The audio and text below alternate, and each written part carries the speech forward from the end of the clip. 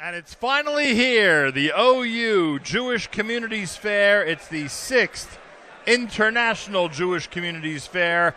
Today on Sunday, April the 30th, here at the Metropolitan Pavilion in New York City. And we are live. My name is Nachum Segal. Beside me is Miriam L. Wallach. We've got the Nachum Segal Network team all here and present and accounted for.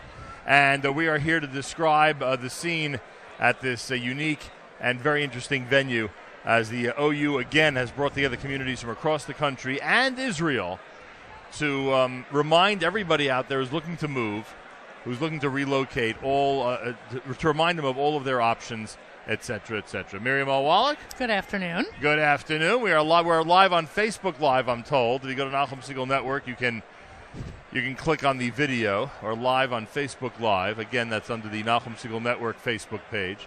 We're also live on our homepage. If you go to NachumSegal.com, NachumSegal.com, and you can watch all the proceedings. And it's going to be a very intense couple of hours. We're going to be grilling. We're going to be peppering many communities and their leaders with questions, difficult questions, hard to answer questions. Why am I shaking my head? Because we are going to have fun for the next 2 hours. We're going to enjoy the company of our guests. We are going to put them on the hot seat. Yeah, there we go. And we're going to ask them, why is their community so much better than all the others that are here? This is why Nachum works on a Sunday. There'll be some trash talking between communities, I predict. Yeah, I'm not so sure. Someone will sit at our broadcast booth. This is not a disunity event. And they'll start railing on some other community that's here that may have overstated or exaggerated their amenities. You don't see any of that happening? I don't. And luckily, we see a lot of friendly faces here. Yeah, I'm going to... Yeah, okay. Anyway. There are a lot of friendly faces here, a lot of people that we know outside of the OU, a lot of friends from the OU. Mayor Kruder, by the way, snapping over there. Thank you, Mayor Kruder of Kruder Photography. We were not sure which community he'd be with today. It ends up he's with us, the Nachum Segal Network community. How do you like that? Pretty good, huh? This is one of those moments that sharing headsets with you is a lot of fun. It's a bad idea. Yeah. Huh? Yeah. How many communities are there here? How many communities are at the fair? I know Jamie passed me that note. 56? Yeah, I was told 56 communities. I didn't even know there were 56 Jewish communities in this country, frankly. You know, when you're jaded by the whole New York experience, you don't even realize that there are vibrant Jewish communities in places like Houston, Texas, and others. You know what I mean? Shout out to the Pollocks. Who would have thought? Are the Pollocks still in Houston, by the way? They are. They haven't been convinced after their children headed east. They are not convinced to just come on out here, bite the bullet, and join us? You know, it's not the children. It's the grandchildren. Oh, is that what it is? It's never the children. But the grandchildren are also out east. Yes, well, for now. But his father is a Manhattanite who relocated to Houston. True. And then, on top of 56 communities, the question is how many states, in addition to the state of Israel, are represented here at the OU Fair? And you know what the answer is? 19 states. Wow. There are actually 19 states in this country that have offerings of Jewish communities that are growing and that have a lot to offer. I could think of some that are not even represented here, frankly.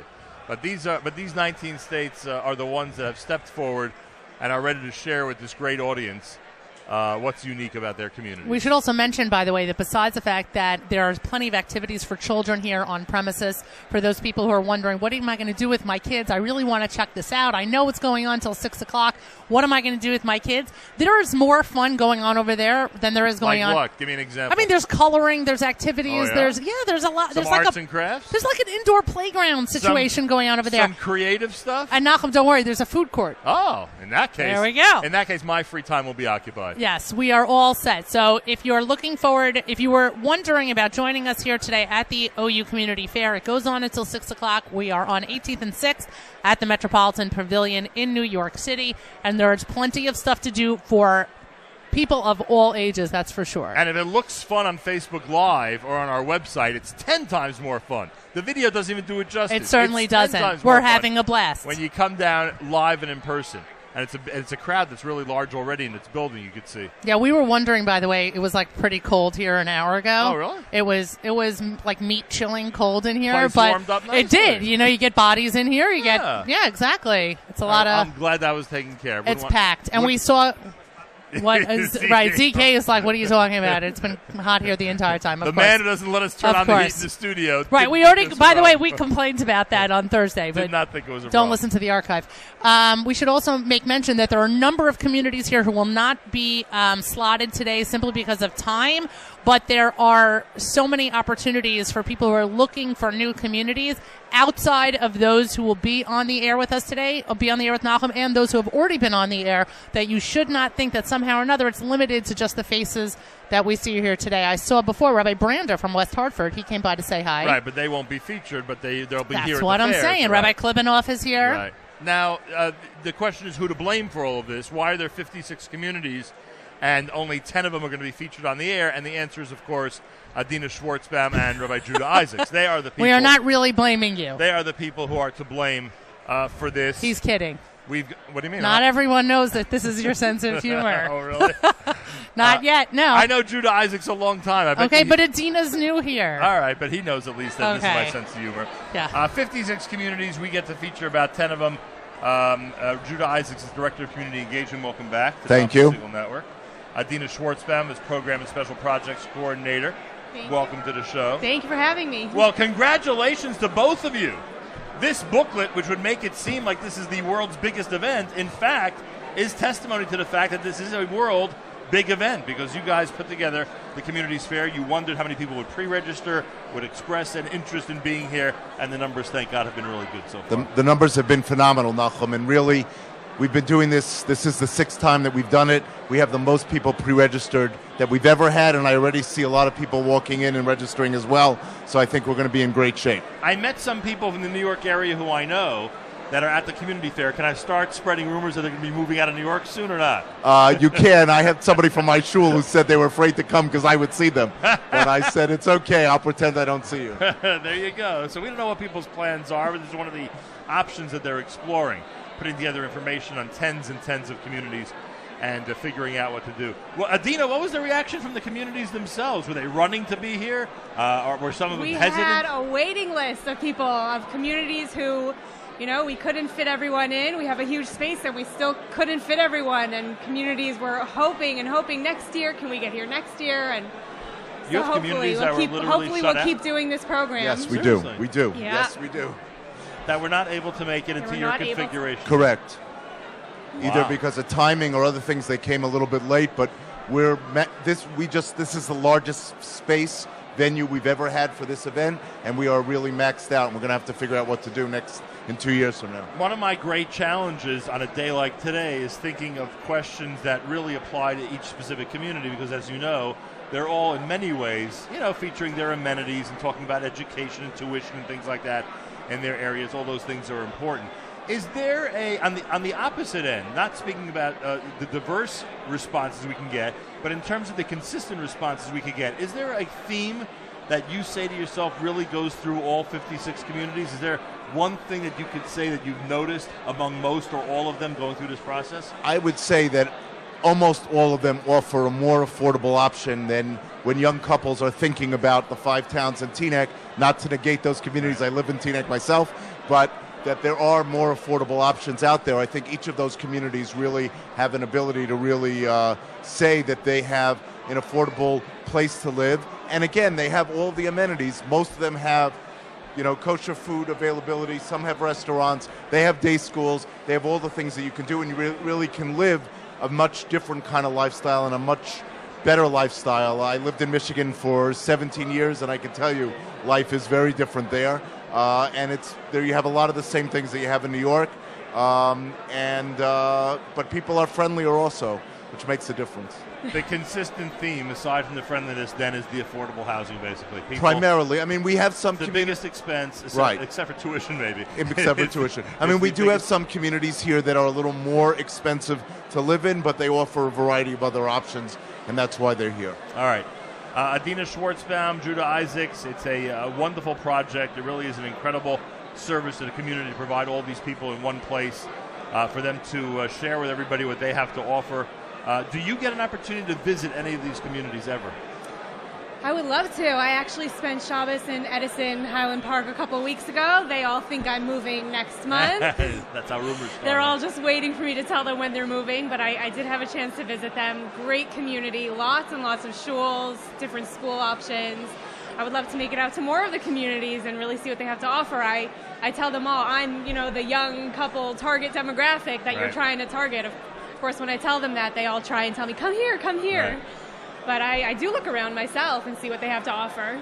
In addition to what we just mentioned, are there communities here offering incentive packages? Are there any that are, because in the old days... In the old days, they used to. Right. Today, they're not offering as much as an incentive, but there are some tax benefits. Richmond has basically free tuition if you have certain income, the way their state works. Pennsylvania has a huge tax income for tax benefit for day schools. So there are communities that have some availability. If you don't, like if you move to Las Vegas, I was in Las Vegas last week, there's no income tax. I mean, you're saving on some other kind of ways that compared to the tax you'd be paying in New York or in other places. All right, I thank you both. Thank you for welcoming us here. Thank you for having and Nachum, us. thank you. Thank you for being here. I appreciate it. Thank you for an amazing community fair. It's Adina Schwartzbaum, Judah Isaacs. They are among the coordinators here at the communities fair for the OU. Eric Pincus is here. Believe it or not, the first community we're going to be concentrating on is a place we've been to recently. That's, of course, down in Boca Raton, Florida. He's executive director of the Boca Jewish Center. Eric, welcome to the Nachum Segal Network. So nice to be here. Thank you so much. I appreciate that. How's the weather in Boca today? Sunny, hot, and beautiful. How will it be tomorrow? Sunny, hot, and beautiful. And the next day, you think? You better believe it's the best place in the world. Yeah, aside from Eretz Yisrael, that's it. Very good. The weather there certainly is a plus. There's no question. Not every community could say the weather's a plus in terms of that's true. Where they're from around the country. In your case, it certainly is. But what else is it about Boca that would be attractive to people out there? I think there's a misconception. People think Boca's is a small community. They're thinking of Miami when they think of Florida. It's not the case. Boca's a mature community. Over 5 day schools are there. We have plentiful restaurants. It's a really mature community, and it's growing exponentially. There are people who look at Florida in general and think it's a senior community. Maybe there's, they wonder about the interaction between seniors and the youth that you and others attract there. What would you say about the age situation in Boca? I mean, I think that's true. South Palm Beach County has over 250,000 Jews. Obviously, majority of that are the elderly, the older population. But it's changing, and it's changing very quickly. The schools are growing. We have 5 day schools. There's a new girls' school that just opened up last year. And the young population are finally taking notice. They're finding that there's no state income tax. There's a lot of attractive things about Boca Raton that people want and they desire, from large communities to small communities to large shuls to small shuls. It really offers everything that you can imagine. What can you tell us about housing prices down there? Housing prices, they're obviously cheaper than they are in Manhattan or even in northern New Jersey, but they're reasonable. A 4-bedroom house will be in the 400s, 5-bedroom probably in the 500s. Boca Jewish Center is right outside of a country club, so if you love the lifestyle of a golf and tennis club, you have it right there too. Boy, oh boy, sounds exciting. Eric Pincus is with us, executive director of the Boca Jewish Center. By the way, on the note of the senior citizens, when I was down there, it looked like there's a nice symbiosis between the senior crowd and the youth or the middle-aged people. It looked like there was a nice benefit and a very nice atmosphere to having all those generations together. There is. I came down 13 years ago, and I was one of 5 people that moved into Boca Raton Synagogue at the time. Right. And the rest were all Kolo families in their 20s. It's totally changed. Boca Raton Synagogue now, majority of it are younger families that are, let's say, 40 and under. And Boca Jewish Center is thriving with families that are 40 and under as well. So, I mean, it's the collaboration of the young and old. It was sort of something that was going to eventually have to happen. Right. And it works out beautifully because we all work in tandem. I would say it's seen as a benefit for sure. We joke sometimes, and frankly it's not a joke, that if you stand in a specific spot in Teaneck, New Jersey, you have 18 kosher restaurants within a 2-minute walk. You have a similar situation. It might be the only other place in the country where you have an unbelievable glut of kosher food in one area. It's unbelievable. I mean, we have a kosher marketplace that has anything you can ever imagine. They're expanding, they're growing. We have several pizza shops. Fleisch restaurants, Yeah, you got every Milkik kind of restaurants. You love sushi. We have probably about 4 or 5 sushi restaurants or restaurants that contain sushi foods. Yeah, some actually say now that the kosher food destination in this country is your area. I wouldn't be surprised. And that's a very big attraction. It used to be Miami. Now Exactly, people are talking right. about Boca. And now it's moving north, and even more so than New York and California. Yeah. It's Pretty incredible. Good. How do people get information about Boca? What can they look up on the web, et cetera, et cetera? They can go to bocajewishcenter.org or bjst.org. It's a wonderful website, and there's various links that can lead you to various restaurants, schools, and other organizations in Boca Raton and South Palm Beach County. All right, very nice. Are you the only representative here in Boca? That's there is another synagogue. It's called East Boca, and they're also here representing Boca Raton. We are actually representing more of the west parts of Boca Raton. All right, so even the community itself is expanding like crazy within the city. It's unbelievable. Eric Pincus, a pleasure to meet you. Same here. See you down in Boca Raton next time we make it down there. He's executive director of the Boca Jewish Center, everybody. Just one of the places you can check out here at the OU Communities Fair. We're off to a good start. We started with a place that's got a tremendous number of kosher restaurants. How could you go wrong with that? Ariella Shafran is here. Southfield, Michigan. My gosh, is there a Jewish community in Southfield, Michigan? It sounds like the answer is yes. Bring that a little closer to you. Welcome to the show. Thank you very much. How long have you been in Southfield? 5 years. And where were you from originally? I'm from Teaneck originally. You leave New Jersey I and you go to left New Southfield, Jersey. Michigan. Yeah. Any special reason? We left for my husband's job, but he had a 2-year commitment, and we stayed. We love it there. I'm looking for the page here to describe Southfield. This OU book is pretty amazing. It gives you an overview of every community here. And how do you like that? You're the contact person when it comes to Southfield, Michigan. There's an Eruv, there's a Kollel, there's a mikveh, there's kosher food available, there's day school and high school. Mm-hmm. Is there a high school? Is it active high school? Good active numbers? high school. Yeah, good numbers out there? It's great. There's 2. Kosher restaurants, plenty of job opportunities, and plenty of housing opportunities as well. How would you describe the housing and the affordability of housing prices in Southfield, Michigan? They're very affordable. They're in the low to medium 200,000s right now. Wow. So coming from Teaneck, that's a huge incentive. Coming from the New York area, it's great. Good value for your dollar, huh? I'm sorry? Good value for your dollar. Very good value. Large houses, big property. You can walk around. Kids can run around in the backyards. It's great. So you get a great value. Is the community growing in general? It is growing. We moved 5 years ago. And since, the past 7 years, we've had about 50 young families move into just our community, into the Young Israel Southfield community. And they don't all come from New York and New Jersey? No, all over the place. Any of them come from Canada? Yeah, some do. Yeah. I think there's 3 families that have people from Canada. Right. Because it's somewhat near the border, am I right? Yeah, we're very close to Windsor. Yeah. I think Windsor kids used to go to school in Detroit every day. Yeah, so? there are people from Windsor who come in. Detroit's actually the only place where you go south to Canada. Right, exactly. Well, I remember that. Very good piece of trivia. I like that.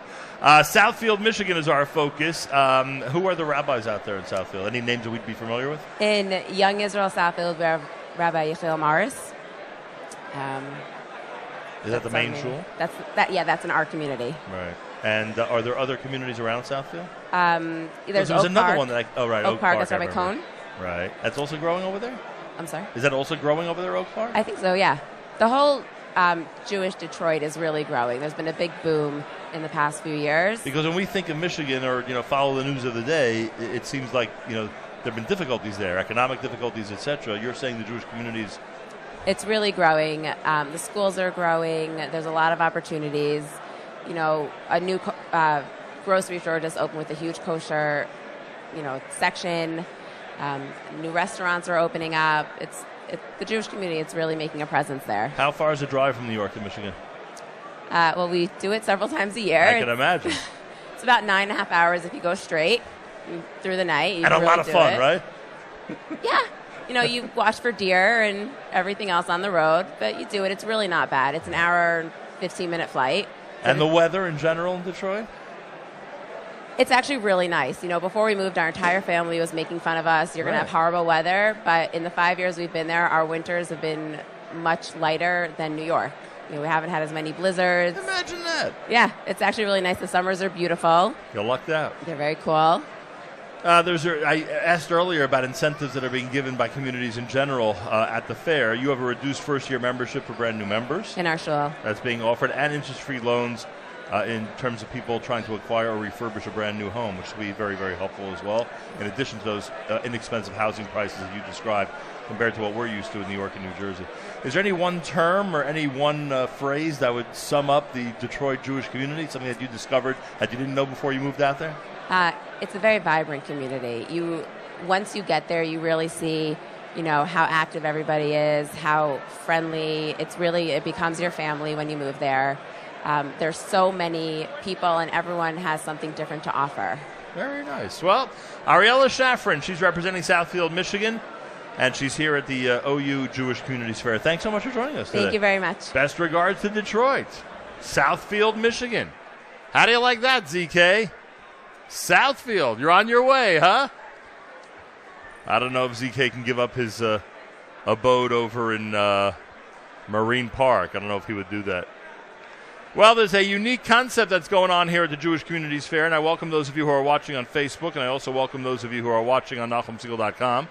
I also welcome those of you who are listening at NachumSegal.com. I also welcome those of you who are tuned into our archive if you're listening to this at a different time. There's a unique concept here, and that is that the greater Metro West area is being represented as one collective, as one group of schools and communities trying to encourage and asking people to consider moving to that area. And Rebecca Hinden is here from the greater Metro West area in New Jersey. They are sponsoring the participation of several communities in the area as part of an effort to expand their day schools and their communities. Welcome to the Nachum Segal Network. Thank you so much. How are things in Metro West? I know Metro West very well. Do you know that? Fabulous. Do you? I lived a long time in Metro West, in the Oranges. Okay. Everything doing well over there? Yes, I'm in the Oranges too. Yeah? Yes. Livingston doing well? Livingston's doing well. Exit 5A, exit 6A, everybody's still there. Laurel Still Avenue? there. Still there. Still there.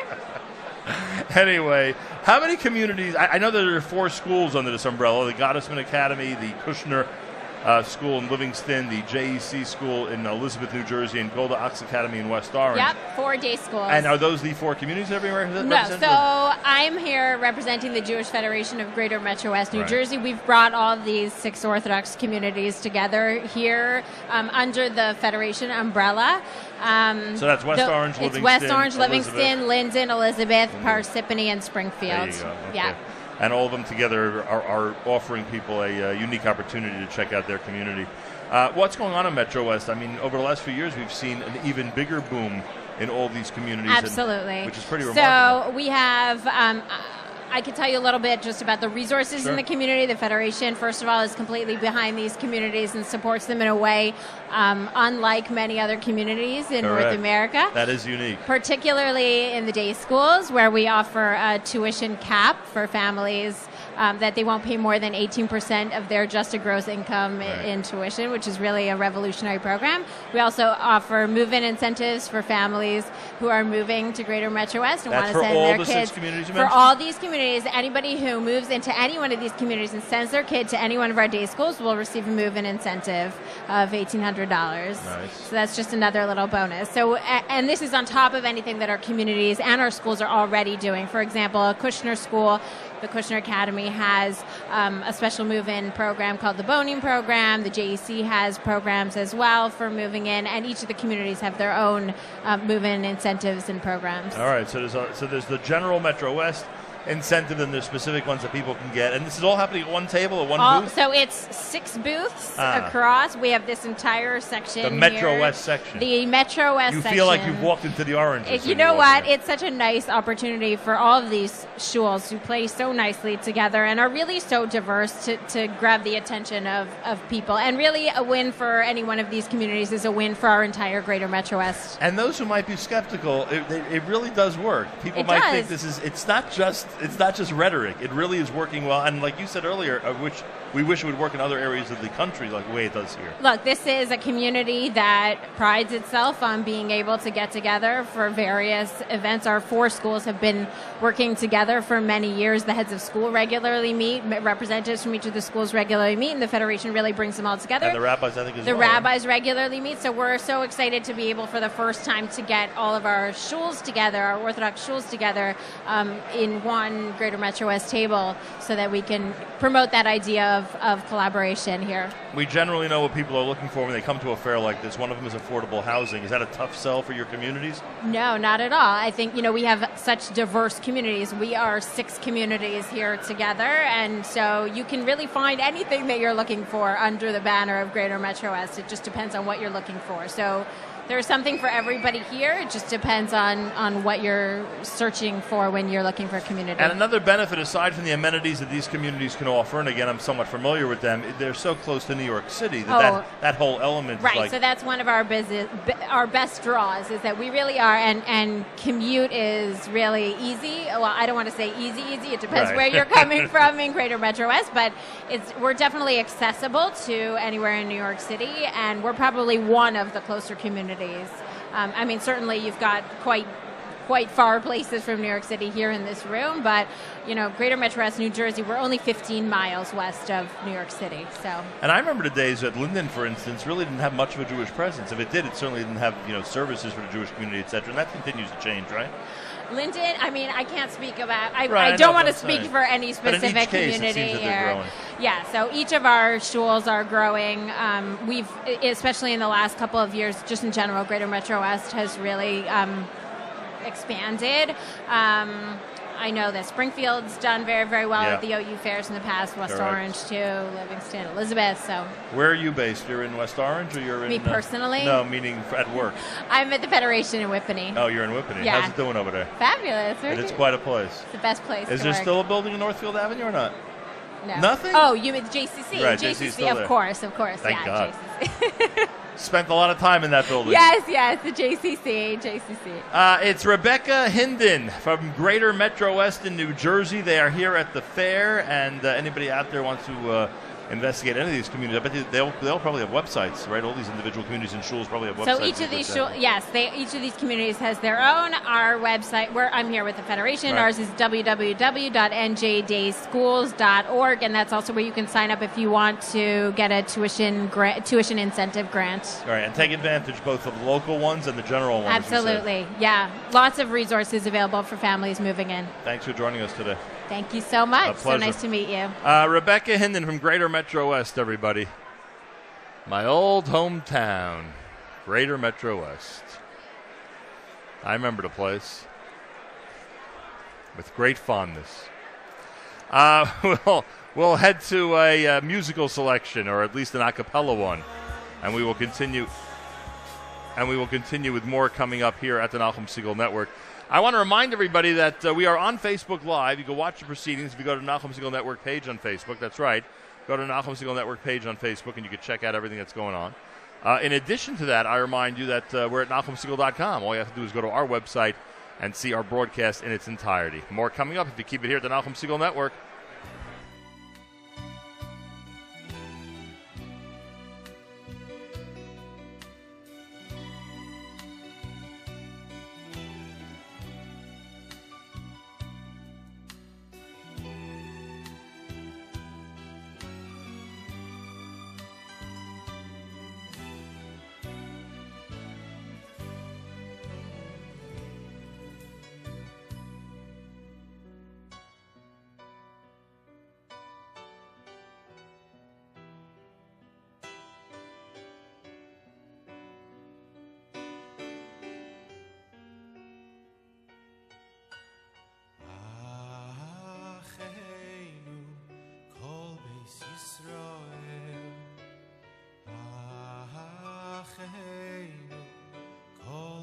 Yisrael Hanesunim Batzara Uvashivra Oimdim Bein Bayim Nana Yisrael Acheinu Kol Beis Hanesunim Batzara Uvashivya Oindim Bein Bayam Uvein Bayabasha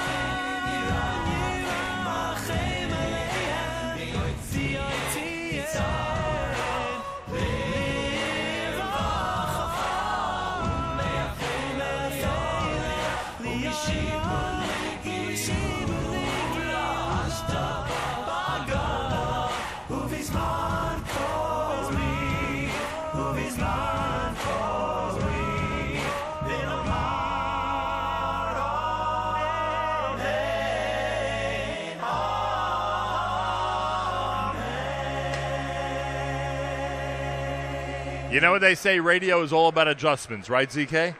We started a song, but then I recalled that we are in an a cappella format, so we switched to the a cappella version of Achenu.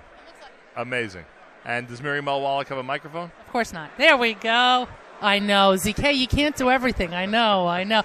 Looks like Pollock is adjusting well. Pollock. Yeah. Where do you get one of those?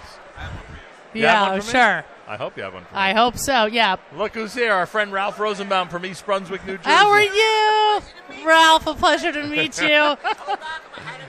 This is the only on-air... Thank you for having him. This is the only on-air... Intro that you would actually tolerate. Exactly. Otherwise, I'd be shooing you away. Exactly. But I'm thrilled to meet you. Thank you for having him. Totally mutual. Thank you. He's the best. Shout out to East Brunswick. Shout out to East Brunswick, New Jersey. Okay, not actual shouting. If you move there, you get to live near Ralph Rosenbaum. You get to live next door. His house next door might actually be for sale. All right, well, we're spreading rumors. Yoni, what exactly are you eating? Yeah, put the camera on Yoni. And get a mic. What?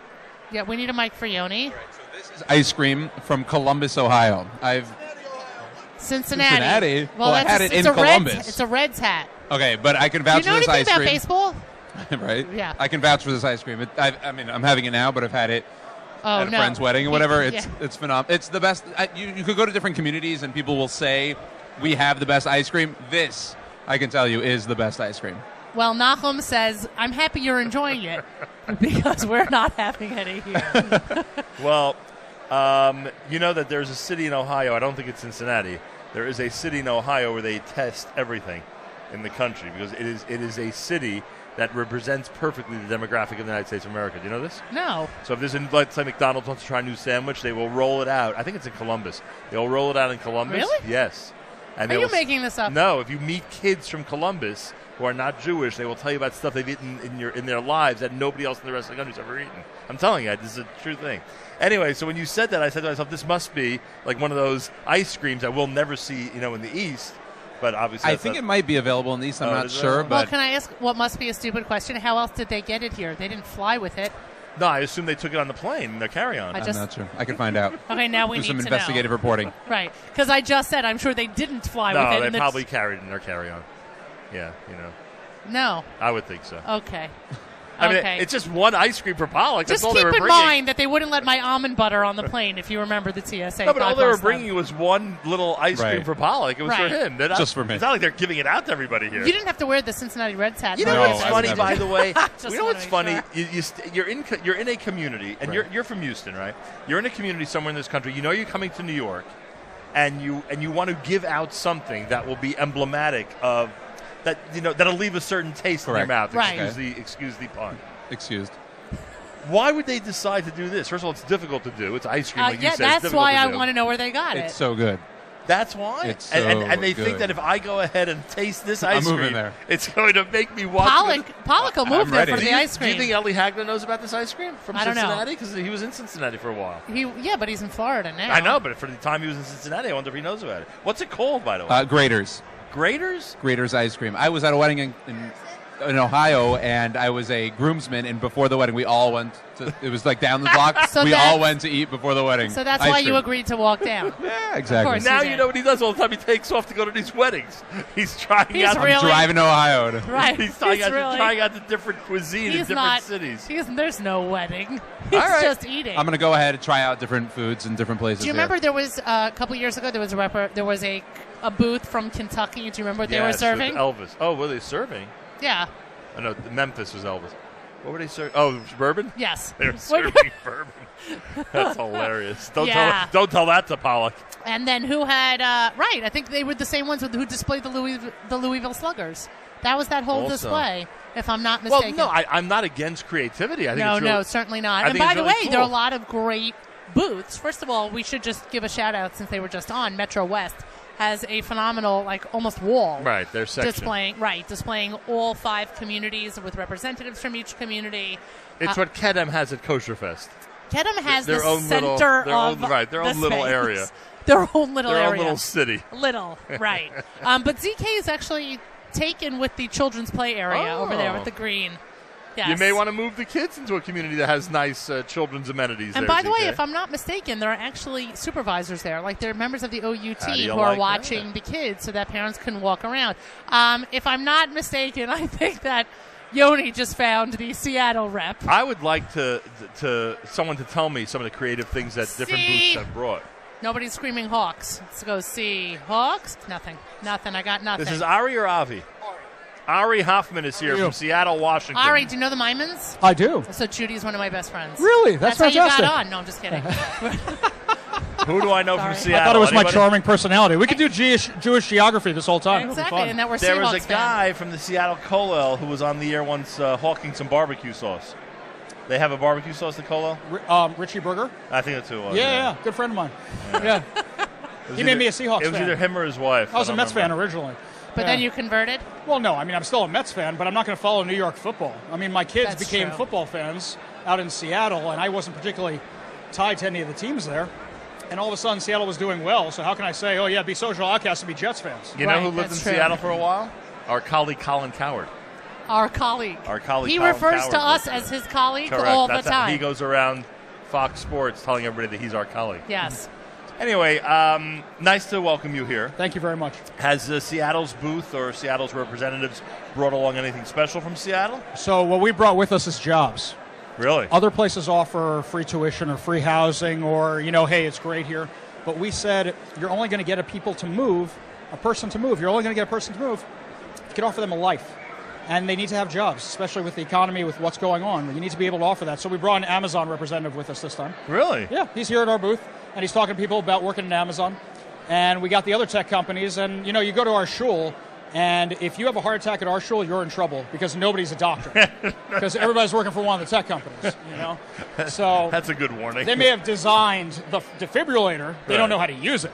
But, yeah.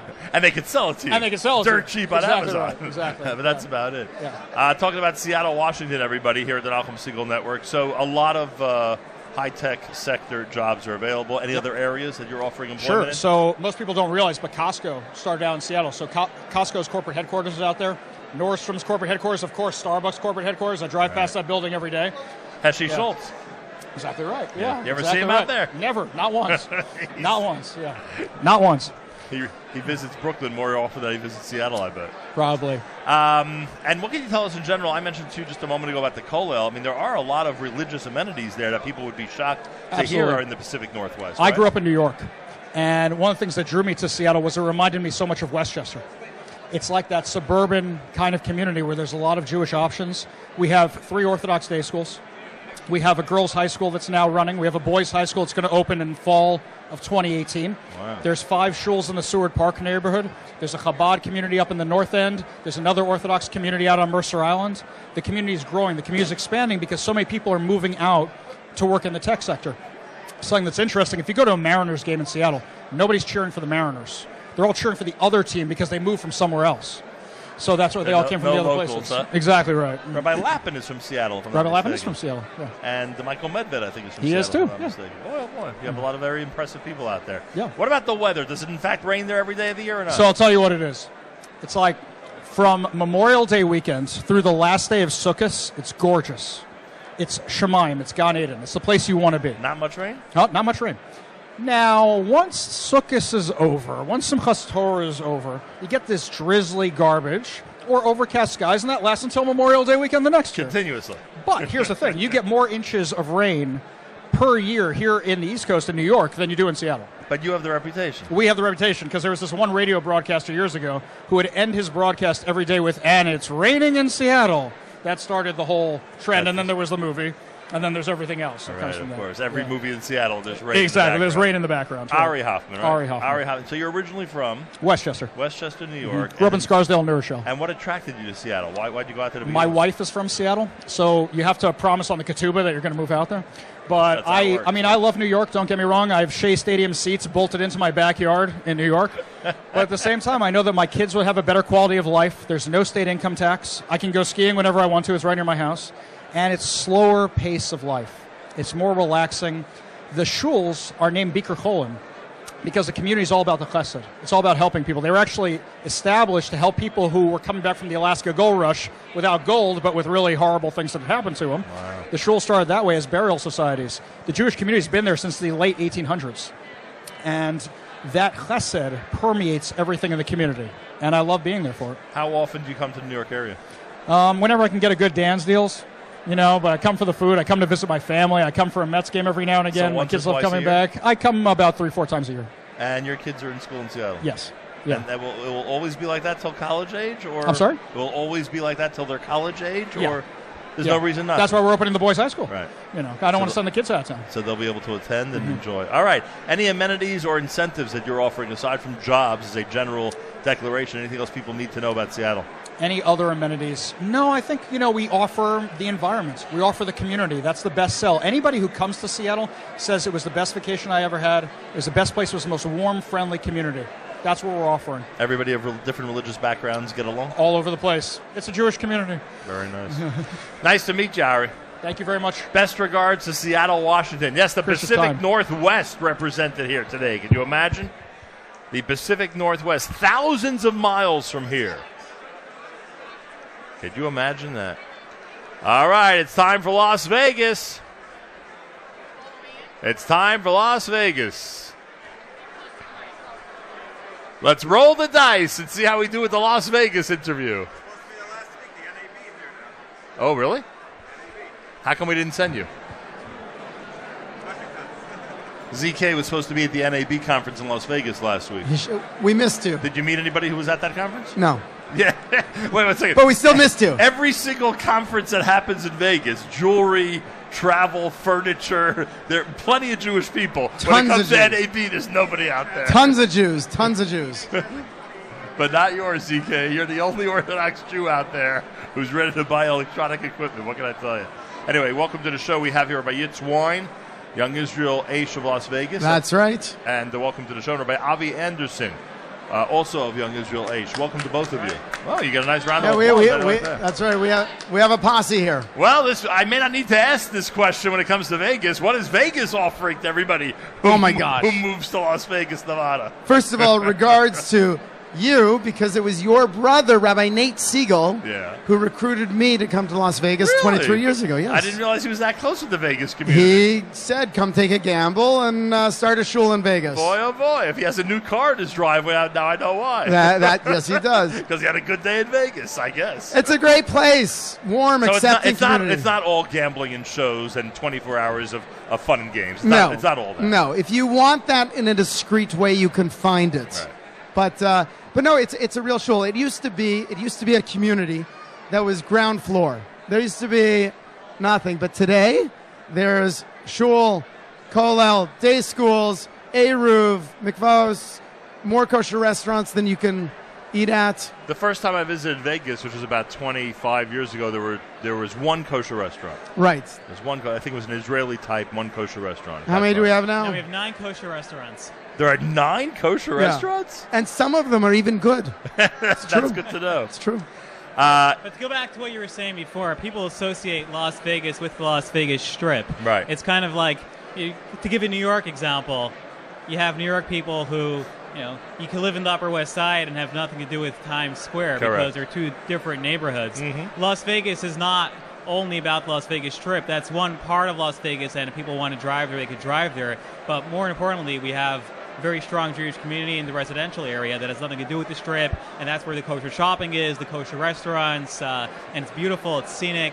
So I think that's important for the New York people to know that they're not moving to live on the Las Vegas Strip. Right. They're moving to a beautiful area. I would guess that the very heavy tourist industry, though, does give an opportunity for certain people to be employed and to find work, right? Oh, absolutely. The employment is great. The opportunities are fantastic. But about the people who come in, every week in our shul we have many guests because we have actually a La Quinta Suite hotel right next door to the shul, meaning next door to the shul. Mm-hmm. So people come in right next to the Young Israel and they'll spend a Shabbos. And then because people come in for all these shows, that's one of the things that makes the community so vibrant because you're always meeting people. Everyone always wants to come visit.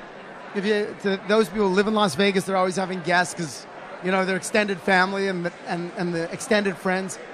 So with that, everyone wanting to come visit, the community seems much, much larger than it actually is. Right. One of the areas, though, of the country that, from what we know from media sources, was hit hardest by the 2008 bubble burst was Vegas. Has the community in general responded to that? Have they been able to rebound from whatever financial crisis they suffered? Yeah, we're back up. We're back up. It's taken a very strong recovery. It's certainly growing. Real estate's going up now, still very affordable. We just bought a house for under $300,000, a beautiful house, but certainly the economy is growing. The healthcare field is very strong. All of the therapies are very strong, PT, ST, OT. If you're a doctor, it's a great place to live. How many years are you there? 2.5 years. And originally from where? We moved from New York. So to Vegas? Yes, to Vegas. What's the weather like out there? It's beautiful. I mean, there's actually a period of time that my wife and I and my daughter were walking every single morning because it's beautiful throughout the year. It's sunny. You walk down the street, you feel like you're walking into the mountains. So it's a very different life than New York. Rabbi Wine, how long have you been out there? Only 23. 23 years? Oh, yeah, we raised our children. So you've seen the whole growth of the community. Seen the whole gamut, And yeah, thank God we have 6 kids, and they've all grown and developed in with a strong Yiddishkeit way. In what city did they go to high school? So they went to Calabasas. My boys, the first 5 are boys. They went to Calabasas, and they went on to Stein and Lakewood and the Mir and Yerushalayim and now BMG. I mean, they've gone that route. They still come to visit you or not? They still eat in my wife's kitchen. They do that. And even in some of the kosher restaurants. Some of them, that's right. And my daughter, listen, she's in high school. She's in 7th grade now, but now we actually have a girls' high school. And our next communal project is a boys' Masifta. So as it's growing. We have an 8th grade class, so it's going to happen very soon. All right. Yeah. We got to do a network weekend in Vegas. We have to. You do. When is the next NAB convention, ZK? We'll do it next April? Next April, right after Pesach. We got to go out there to Vegas and see what this is all about. All I keep hearing is how incredible this community is. That's all I keep hearing. It's Come amazing. for a Shabbos, and then you'll stay. How far are you from LA? You could drive it in how far? 4.5 hours. And we have family in Phoenix. How far is that? 4.5 hours. Also 4.5. Yeah, right in the middle. So you're right in the middle of the Rocky Mountains and all that area. That's right. So there's skiing 45 minutes away from my house. You can go skiing. Grand Canyon, hour away? Go to the Grand Canyon.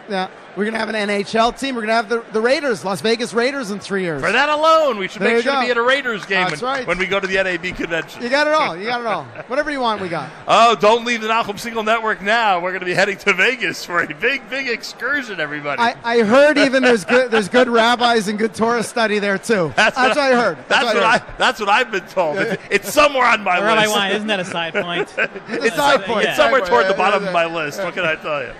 Anyway, go and enjoy. You have a day school out there, I assume. Yeah, we have 2. 2 day schools. We got one that's Chabad, one that's Chavetz Chaim, and they're both established. All the kinks have been worked out. They're both old enough, over 10 years. They have buildings.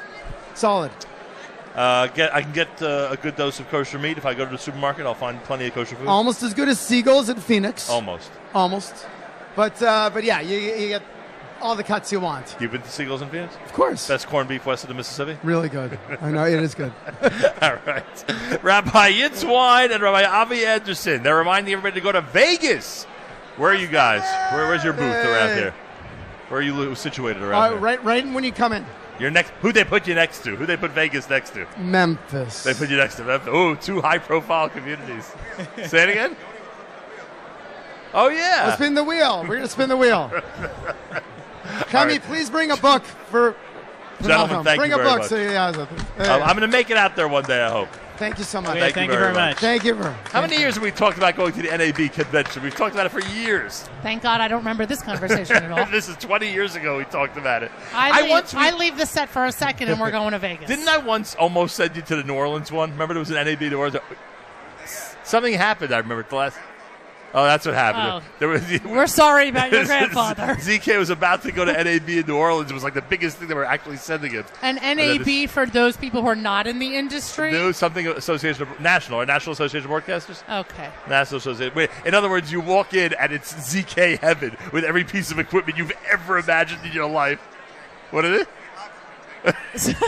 So it's an entire. 1 second. It's an entire convention of ZKs? It's an entire convention of engineers. Is there a secret handshake? I mean, the funny part is I can walk in there and tell you the difference between the on-air personalities and the engineers. In a second, I'd be able to decipher who's who. I am sure. Anyway. All right, well, we're learning a lot about these different communities. We certainly are. Let's see, we covered Boca. We covered Southfield, Michigan. Right. We covered the greater Metro West area, a place very dear to my heart from New Jersey. We covered Yes, that was a little memory lane moment for you. That was a memory lane moment. Although the person I was speaking to, I don't think realized that I was a Metro West kid. Right. Seattle, Washington was here recently, and Las Vegas. Could you imagine Las Vegas? The next Nachum Segal Network weekend is going to be in Las Vegas, Nevada. It's going to be a hard fundraising for that one. That'd be difficult. What do you mean? All we have to do is take along our expert card counter, and we'll be fine. The Jewish Unity Initiative is heading to Caesars. I don't really think that's going to work. Could you ask the guys from Vegas if they know a local card counter so we could actually raise some money for our trip? It would be much easier. And he's kidding. It would be much easier to raise money for the trip. Anyway. Yes, thank you. Where are we heading? Okay, so I just want to give you an ice cream update that they in fact shipped it in. Right. Yeah, because directly they didn't take it in their hand luggage. And is there a freezer here? Somehow or another they made the necessary adjustments, but no. Was there a freezer when you got the ice cream? It was just sitting out there? It was a little soft, but he took one for the team. Oh, 1 second. Oh, is this Vegas? When your business card is a chip, that's actually pretty cool. If your business card was a mic, that would be pretty cool. This is Rabbi Wein's book. If you're looking on Facebook Live right now, that's what the book looks like. This is pretty wild. That's his business card? That is his business card. That is his business card. Young Israel Aish. That's There the you go. information right there. There you go. Come on, 7. Anyway. Okay. What are we doing now? Well, we got a lot of stuff going on. We need to go to another song, but we have our next guest lined up, and Brighton, Massachusetts is on deck. Oh, I got to make an adjustment. I'm going from Vegas to Massachusetts. Yes, it's just gotta make an as adjustment. warm there in Massachusetts. Is it? No. Let's No. go to this selection, and then we'll continue. Just keep with in more. mind, the Yes. gentleman from Brighton may be a Red Sox fan. I know. So use the song to prepare yourself. Believe me, I was concerned about that as well. I But know. That's why I figured we should do this beforehand. okay, we'll do this song and more coming up at the Nachum Single Network. אדון עולם אשר מלך בטרם כל יציר נברא לי אין נשא בחפצו כל אזי מלך שמו נקרא אדון עולם אשר מלך בטרם כל יציר נברא לי אין נשא בחפצו כל אזי מלך שמו נקרא לי אחריו ככלות הכל לבדו ימלוך נורא והוא היה והוא הווה והוא יהיה בתפארה אדון עולם אשר מלך בטרם כל יציר נברא לי נשא בחפצו כל אזי מלך שמו נקרא אחריו ככלות הכל לבדו ימלוך נורא והוא היה והוא הווה והוא יהיה בתפארה והוא אחד ואין שני להמשילו להכבירה בלי ראשית, בלי תכלית, ולא העוז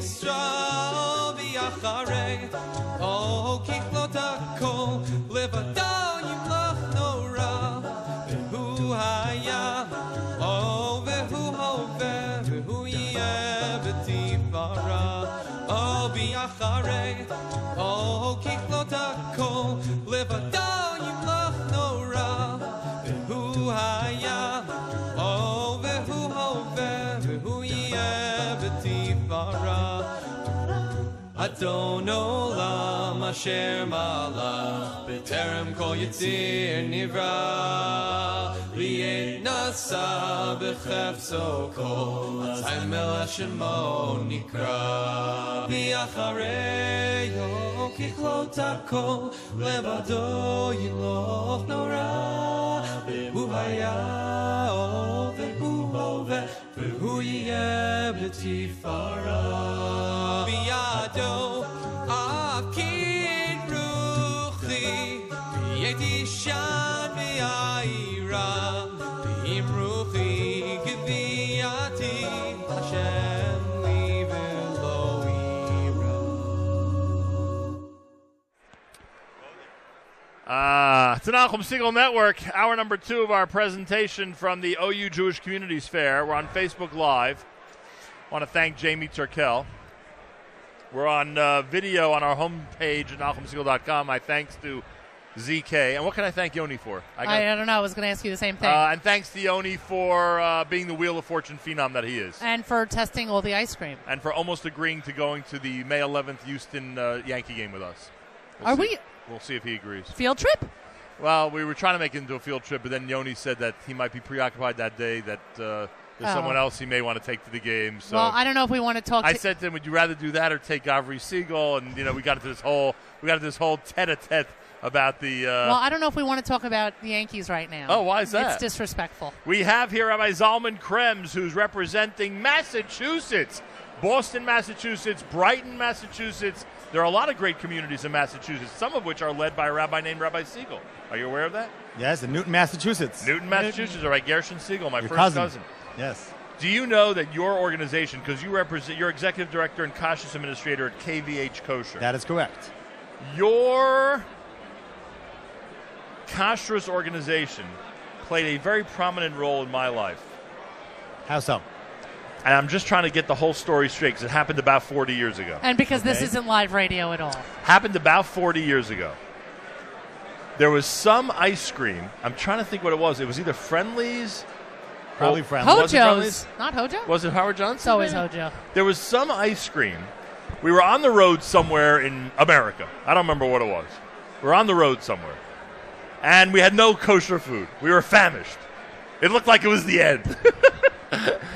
And we see some ice cream shop, and there's a KVH. Now, we, of course, always operate under the assumption that any hashgacha we see is not a reliable one. That's how I grew up. If you see something that says it's kosher, assume it's not, right?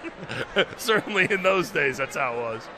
But there was some ice cream. I think it was Friendly's. Friendly's. Yes. And it had a KVH, and someone's, and you know what else? Twice actually this happened.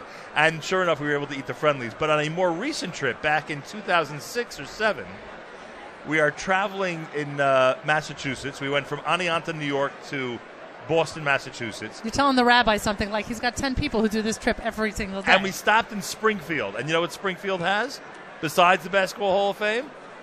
What does it have besides that? It has a Cold Stone Creamery. Oh. And I think that was also KVH. Am I right? Not anymore. Well. There was in Boston once upon a time. I don't know this about story now. is now awkward. I'm the bearer of bad news. Right. Maybe it was then. We hope. Maybe. Of course it was. Anyway. Of course it was. Or maybe it was a different ice cream place. It doesn't matter. Maybe it was a Anyway. Baskin Robbins. Isn't your? Aren't you? Baskin Robbins has not been That's for not 5 yours? years No. already, yes. Oh, but in that time it was. Yes. See that? Okay, maybe we want to. Yeah. Okay. Rabbi Krems. It's so much more than just the Yankees and Red Sox, isn't it? Listen, you're talking to the wrong person. I'm not a sports fan. I hope they don't throw me out of town. Well, then let me tell you. If anybody ever asks you who the better team is, the answer is the Yankees. The curse is over. Anyway, my office sees the Green Monster, so I don't think that I can affirm that. Wow. Oh. That's historic. That's cool. Yeah. That's cool. I think we have to make a road trip to the Good Rabbi's office. I agree. Come to my office anytime. Right after Vegas. We'll head from Vegas to Massachusetts. Makes perfect sense. Anyway, tell me some of the things that the Boston area offers for people who are looking to relocate. So Boston offers a very strong, vibrant Jewish community, strong jobs. We have one of the lowest unemployment rates in the country, higher paying jobs in most places in the country. I think on average is 30% lower on unemployment and 30% higher in wages. It's a closest full-fledged community to New York City with multiple shuls, multiple schools, everything that any frum person would want in a community. The Boston community essentially is the anchor of the New England Jewish community, right? That is correct. All right. If there are outlying areas in Maine, New Hampshire, Vermont, pockets of Jews, etc., they always seem to gravitate to They all gravitate to Boston. to the Jewish leadership of the Boston area. And no joke when I said earlier, whether it's Newton or Sharon or Brookline or Boston proper, you have a lot of different communities that are represented there. And we actually were coming as one community, even though that technically it's 5 different areas. We're not right next door to each other. It's not like Brooklyn. We have Borough Park and Flatbush right next door to each other. But it functions as one community. There are kids that go to school that live in Sharon that come to Boston. There's a school bus that comes in from Malden every day to service the different schools. As the Eruv actually happens to be one of the largest Eruvs in the country and encompasses Brookline, Brighton, and Newton in one large mega Eruv. Nice. I like that. Tuition costs, are they much less expensive than we'd be used to in the New York, New Jersey area? So there's a range. The lowest costing school is a little below $10,000. The highest is probably the same price as anywhere in New York, around $25,000. And you have a lot in between. And there's everything in between. Affordable housing prices, what would you say? So you have a mixture. Housing prices are not cheap in Boston. But the economy, actually, people usually get paid a lot more as well. So that compensates one with another. You also have a much lower tax rate on the houses. So even though you might be paying more on your actual house, most of that is actually staying in your pocket as opposed to going out afterwards as additional taxes. Rabbi Zalman Krems is with us. You know, earlier we spoke to people from Vegas and Seattle. Everyone seems to be able to sum up the theme or the atmosphere of their community. I've never really gotten a good hold on what the Boston Jewish community is all about. Could you describe it for us? I would say it's a place that has a place for everyone. It really has every walk of life, Jewish life in town, all living, like I said, within one big, massive Eruv. There are people, this last Shabbos, somebody made a bar mitzvah in town, and there were people that walked in from Newton. It's a 3-mile plus-minus walk. People do it every week. You walk to Shul. I've gone to Newton myself for Shabbos, sometimes for people's simchas. There are people, you see people walking down Commonwealth Ave, back and forth, to Shul, back from Shul. It's a regular occurrence. Interesting. Still a Hasidic community in Boston or not? Very small. There is. Few people. A few Steinmel. The one time I was in Boston for a Shabbos, we spent it at the Boston Rebbe. Yeah. The old Rebbe, of course. Of course. That's where I daven. Oh, really? Yes. And is there still a, what do they call that? Is it a trolley they call it? What do they call it? There's a trolley. They call it a trolley, There's a trolley. Is They it also still- call it, they call it a Charlie card. Charlie? Nobody knows why it's called Charlie, Is there, but is it's there a still, Charlie is card. there still duck pin bowling? There's still duckpin bowling. Yes, there is. For a guy like me, it was really... Yes. Yes, throw that thing down Yes. the lane. And everyone that comes to Boston has to go quack, quack. Of course. Obviously. The duck tours, right? The duck tours, The that's duck right. tours, The one and only, the original. Right. Now they have more throughout the country, I think. Yeah, I know. Those are all copycats. What's the most famous brand that KVH endorses? Kellogg's. Seriously? Yes. Is there any Kellogg cereal that's not kosher There are Kellogg cereals that have gelatin in them that are not kosher. that we would not be familiar with? Like s'mores, shredded wheat with frosted shredded wheat. They all have gelatin. What's your in them. favorite Kellogg cereal? Personally, I Yeah. just go for the straight, good old cornflakes. Hang on a second. Note, please, that Rabbi Krems has just said that cornflakes is his favorite Kellogg cereal. That is the wrong answer. Right? Everyone agrees that is the wrong answer. I mean, Rabbi, I've just given you a choice of every Kellogg cereal on the shelf, and you're going with You cornflakes? keep it simple. When Jamie? you see the amount of ingredients that I see, then Roll you- your that- eyes for me as well, please, Jamie, if you don't mind. Rabbi, that was a disappointing one. Okay. What would be up my alley? I'm trying to think which is the Kellogg brand. Give me one of those really good sugar sweet cereals that they have. You would take probably the chocolate Zuccheritos. What? Never even heard of it. It's a chocolate-covered, sugared cornflakes. Chocolate sugar. Okay, I can go for that. All right, we'll put that down as my favorite. Information about anything having to do with any of the communities in Massachusetts, I assume they all have websites. They all have websites. Yes, we put up a website called movetoboston.org, I believe. Really? And it has a link to virtually every shul, every restaurant, every school. You can get all the information Say you it want. again? Frosted Flakes is the best one, right? Do you have a lot of college kids that stay in the Boston area for college? There are a lot of college kids in the Boston area. There are 6 colleges that have kosher meal plans on campus. Really? And there's vibrant student life on, actually, with Brandeis, actually, it's 7. So I guess there's a lot of Jewish life for students in Boston. Is the BDS movement active in all 7, thank God? I'm not so familiar with that department. Well, the answer, unfortunately, is yes. Most like you're right. Anyway, what can we do? That's what's happening in this country of ours. Yes, it is. But it does seem like, what would be the total number? It's probably what? 200,000-300,000 students between all those colleges, I would guess? Yeah, something like that. And a lot of them Jewish. Yeah. Many of them Jewish. Very, very large And number. you, as I said, with the whole New England thing, you got Yale as well and so many other colleges that...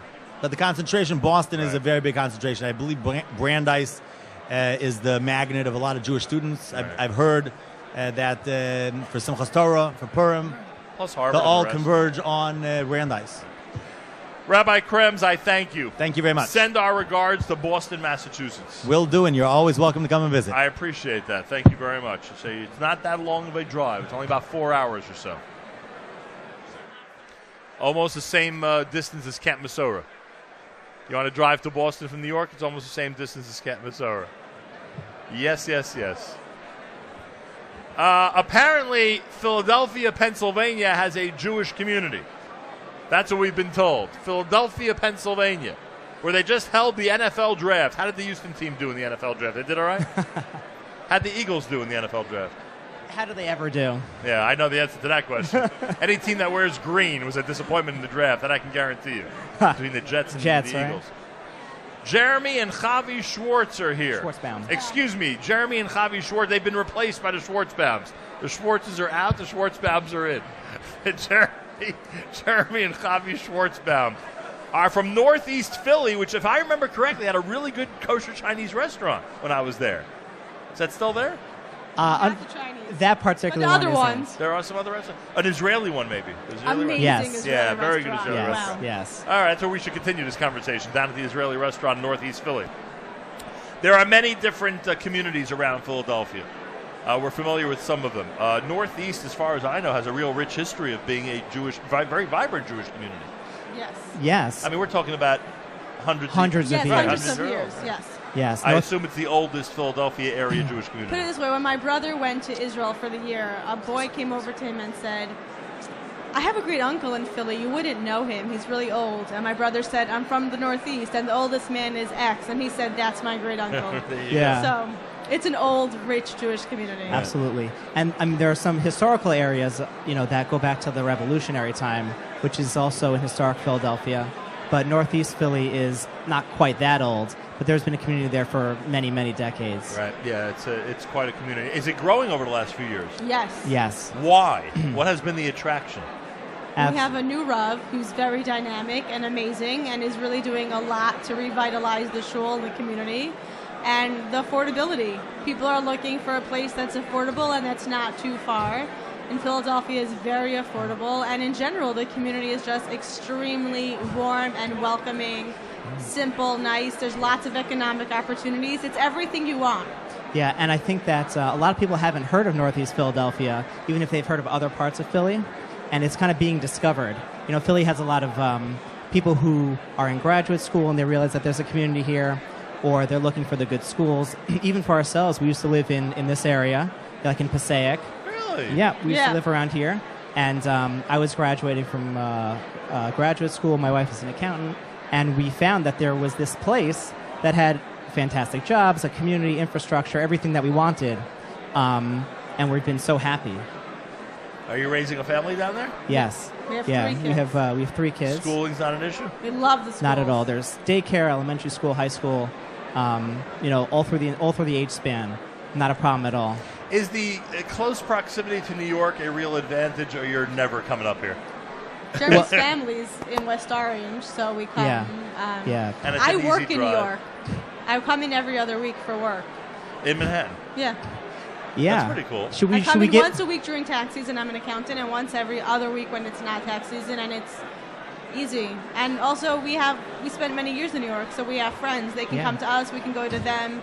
Yeah. You're not in the middle of nowhere. Yeah, we drove in this morning. It took less than 2 hours. I don't know if we can give a shout out to Milk and Honey, who I think catered here, but my wife works directly across the street from them. She's patronized their business for many years. So that's really in Midtown. Yeah, no, it's not, and I think that's one of the best things about it in our minds is that you get all the benefits of like a warm out of town community with the affordability and everything else, but it's very close, Jeremy and Javi Schwartzbaum are here. What can you tell us about housing prices? You want to take that, Fab, or should I? You go ahead. Housing can prices. You find it's a large house for under $300,000? Yes. That's pretty remarkable. Well under 300,000. You could rent a 3-bedroom apartment. House. Okay, let's start with the apartment. You could rent a 3-bedroom apartment with a patch of grass and parking spaces and grass, 3 bedrooms, 2 full bathrooms for $1,000. You could rent a 4-bedroom house with your own backyard and 2 parking spaces for $1,500, and there's everything in between. Yeah. You could buy a house for maybe $215,000, $200,000. Property taxes are very, very minimal. It's kind of mind blowing, honestly. Real estate taxes are nothing, $2,000-$3,000 a year. A year. So, ZK, you ready to commute to us from Philly? That's it.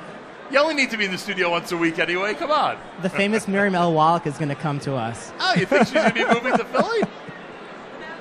So long. One train ride away. Oh, actually, the commute from Philly might be the exact same commute as from Woodmere. Oh, it's much better Oh my than God! Long Island. Not much a joke. Better. It's not a joke. Isn't that funny? I used to commute from Passaic to Brooklyn. It was terrible, and now it's it wouldn't be that much worse to go to Philadelphia. Most of the time we spent traveling in today was from the time I got to Route 3 to the time I got into the city. So if someone in Philly complains about the traffic, you laugh at them. That's right. Because there's traffic getting to Target. No traffic, no tolls, Boy, one can only dream about this stuff when you're here in and New it's York not City. that far. Right. That's if you're what's so worried cool about about it. leaving your family, you're not. You can go on a Sunday morning and come back before bedtime on Sunday night, and you still spent the whole time with your family and That's friends. right. in You the could be greater at a New York summer area. barbecue in the New York area until 8:30 and get into bed at a reasonable time. That's right. We got Mother's Day coming up. We're going to do Right. that. When we leave, like North Jersey, at family events, we get home before the family that gets home to Far Rockaway. That's true. There is That's something true. And to be if we're said in for all New of York this. City, it's the same thing. We'll get back to Philly before people get into, Yeah. like, who knows where. Well, you sold me. You sold me on all of this. This. Visit from Philly? Oh, traffic. Sorry, we're not there yet. This is only 9. We haven't done visiting day traffic. Yeah, well, it would be minimal in your case. That's the whole point. Jeremy and Javi Schwartzbaum, when we visit Philly, we're looking them up. You should. Yeah. Um, We have operators standing by for people who want to visit for Shabbos. Is there a Northeast Philly website? Yes. Well, we have People some just contact search it? info. If Yeah. We have an email address, Go ahead. jewishphiladelphia@gmail.com. There you go. Easy to remember. You reach out to us, and we will respond quickly. Thank you very much for joining Thank us. you. Northeast Philly. They may have won the prize. They may have won the prize. Because ZK could actually move there, be an active part of the community, and come to work once a week. Even if you have a video job, half of them are in Lakewood anyway. How far is the ride from Lakewood to Philly? Should have asked them that question. How far is the ride from Lakewood to Philly?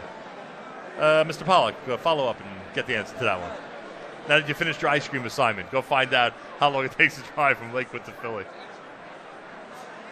Rabbi Ari Dembitzer is here from Omaha, Nebraska. Now, if he's a Dembitzer, we have to ask the usual questions. Are you related to Penny? Cousin. Are you related to, who's the car guy? Shia. You're related to Shia? Cousin. Who else do we know? They're all cousins, I guess, right? Shia, Penny, Heshi, all cousins. Your family, well, I'll tell you off the air, but your family has a very, very historic role. I can't tell this story out the air. You know this story. You know what his cousin's role was in my family's history? A very significant one. You know them all, don't you? I'm sorry?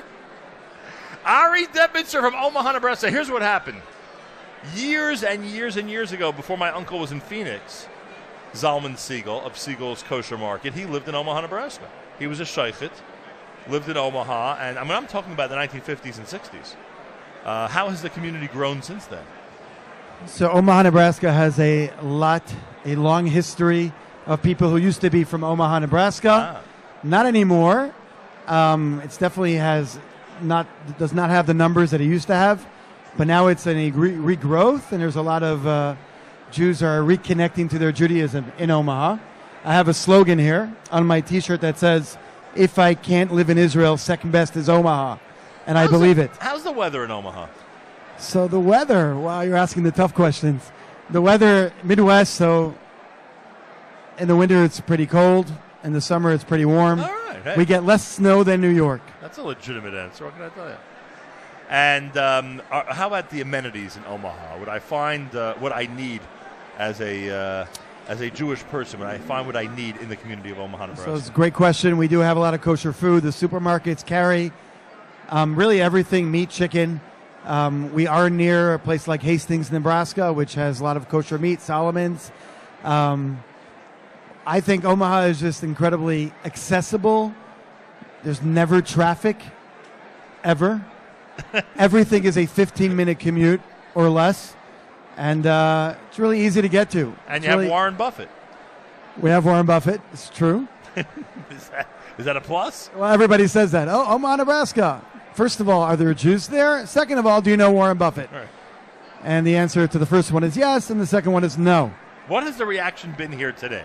You have people visiting Wow. your booth. Rabbi Ari Dembitzer So- from Beth Israel in Omaha. Correct. What do people say to you here? People say, I did not know there are Jews in Omaha, Nebraska. And people say, Omaha is in what state? And then I just point up and I say, it's Nebraska. And they say, where is that? Is that near California?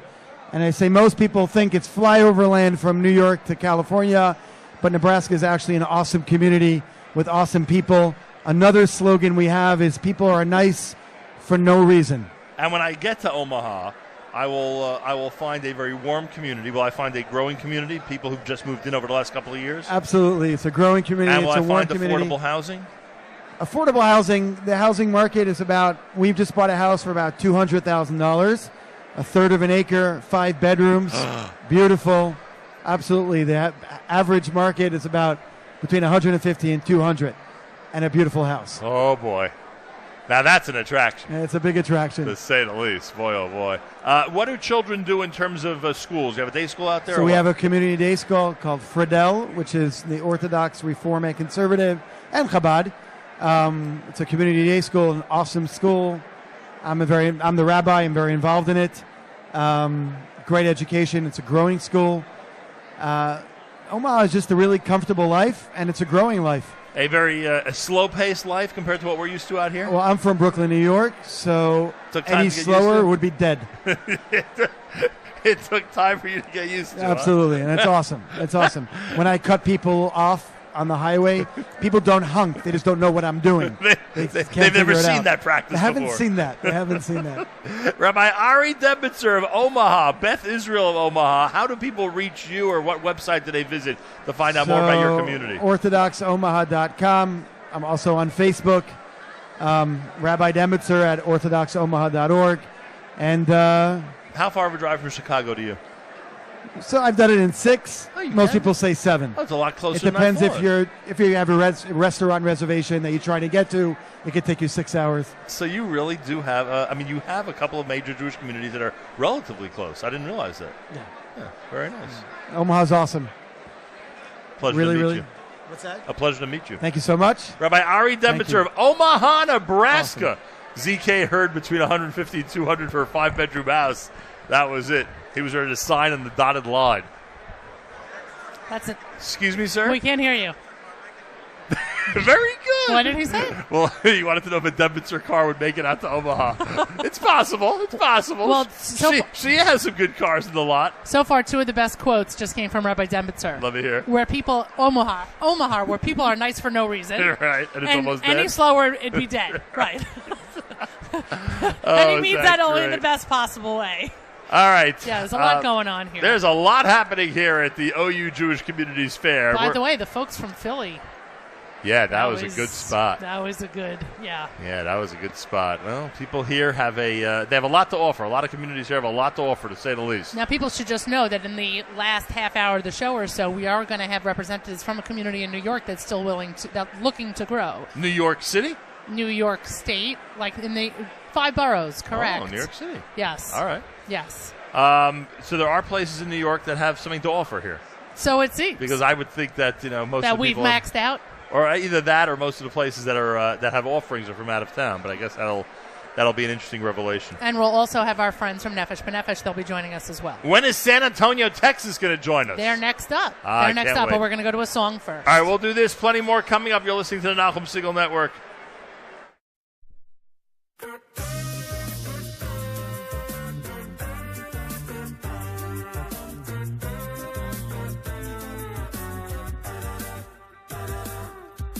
Tiferet Gedula Vateret Yeshua Yom Menucha Hu Kedusha Tiferet Gedula Vateret Yeshua Ve'amecha Natata Ata Echad V'Shimcha Echad Umi Ke'afcha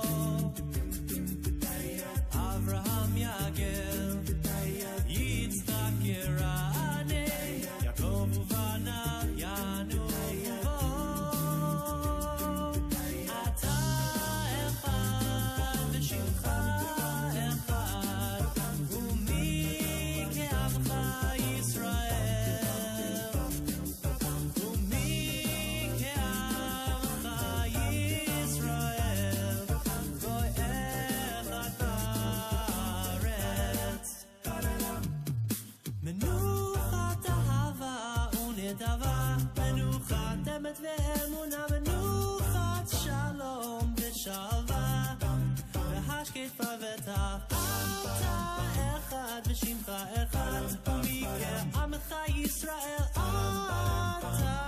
אתה אחד שמך אחד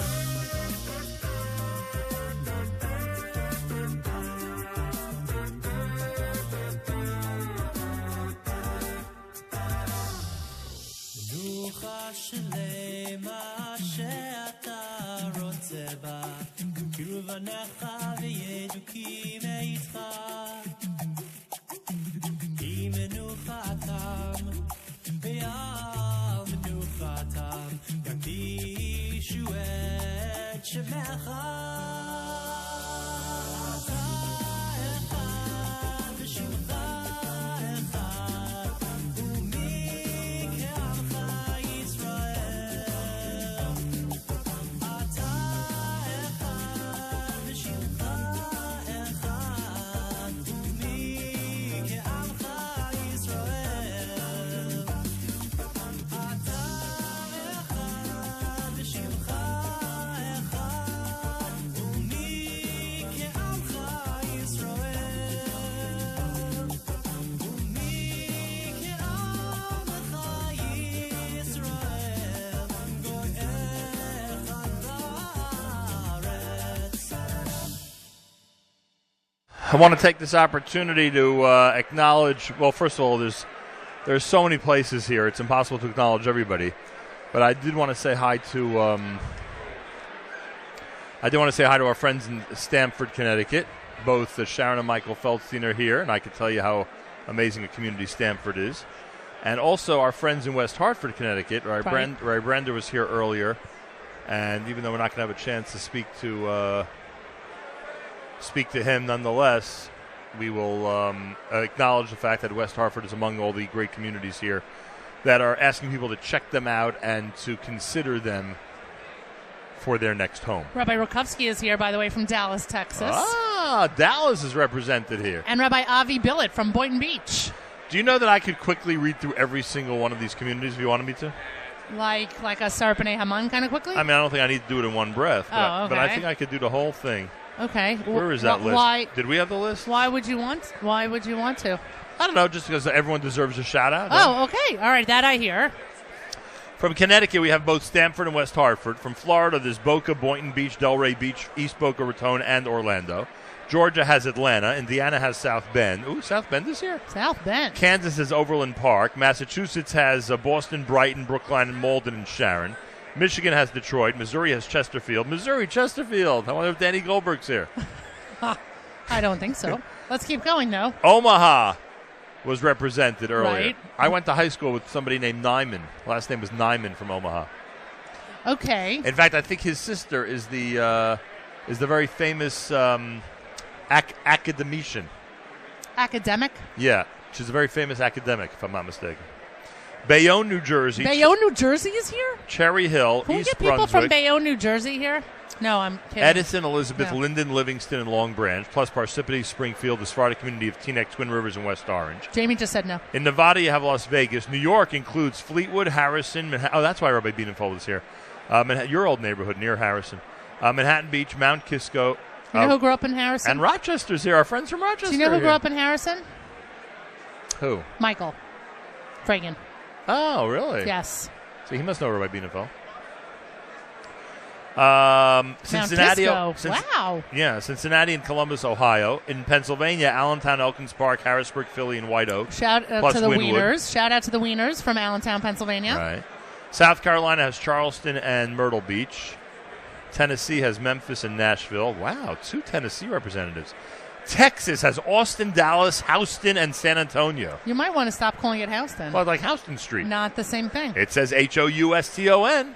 And thank God the gentleman from San Antonio is on deck right now so he can correct you. And Norfolk, Virginia, Richmond, Virginia, and Seattle, Washington, all represented here at the OU Jewish Communities Fair. The name of the San Antonio representative is Rabbi Avram Scheinberg.